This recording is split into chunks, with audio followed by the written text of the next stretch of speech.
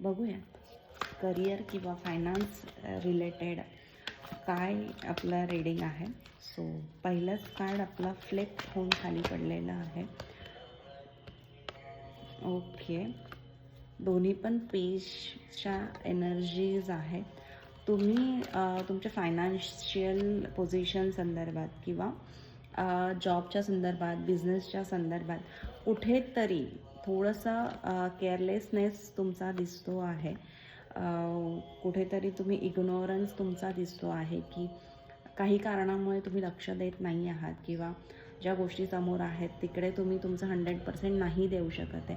अशा प्रकारच्या एनर्जीज आहेत आणि त्याच्यामुळे थोडंसं तुम्हाला कॉन्सन्ट्रेशन करायची गरज आहे, कॉन्सन्ट्रेशन वाढवण्याची गरज आहे. गोष्टी जर तुम्ही आत्ता इग्नोर करता आहात तर तिकडे फोकस करा, कारण की फोकस केल्यानंतरच टेन ऑफ पेंटॅकल्सची एनर्जी आहे की ज्याच्यामध्ये पूर्ण 100% स्टॅबिलिटी येणार आहे. आणि जर गोष्टी इग्नोर केल्या तर ही एनर्जी आपल्याला मिळणार नाही. सो जे पण काही इग्नोरन्स आहे त्या बाकी गोष्टींकडे असायला पाहिजे. करिअर, फायनान्सना या गोष्टींना आपण इग्नोर नाही केलं पाहिजे. शक्य तेवढं ह्या गोष्टी जेवढ्या आपण सिरियस घेणार, आज जेव्हा आपण सिरियस राहू आपण या सगळ्या गोष्टींसाठी, तेव्हा आपल्या फ्युचर एनर्जीज या पद्धतीने असणार आहेत.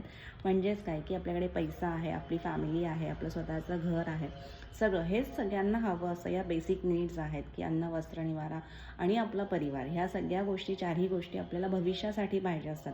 पण आपण जर आत्ता आजच्या क्षणी आपलं करिअर, आपला फायनान्सेस याच्याकडे जर आपण इमॅच्युअर वेने बघत असू, आपण अवॉइड करत असू, आपण इग्नोर करत असू तर हे पुढे जाऊन आपल्याला त्रासदायक ठरू शकतो. सो आत्ताच कॉन्सन्ट्रेट करा, लक्ष द्या. आणि हे रीडिंग जर तुमच्या करंट सिच्युएशनमध्ये रेझोनेट होत असेल तर कमेंट करायला, लाईक करायला विसरू नका. पर्सनल रीडिंगसाठी DM करा. श्री स्वामी समर्थ.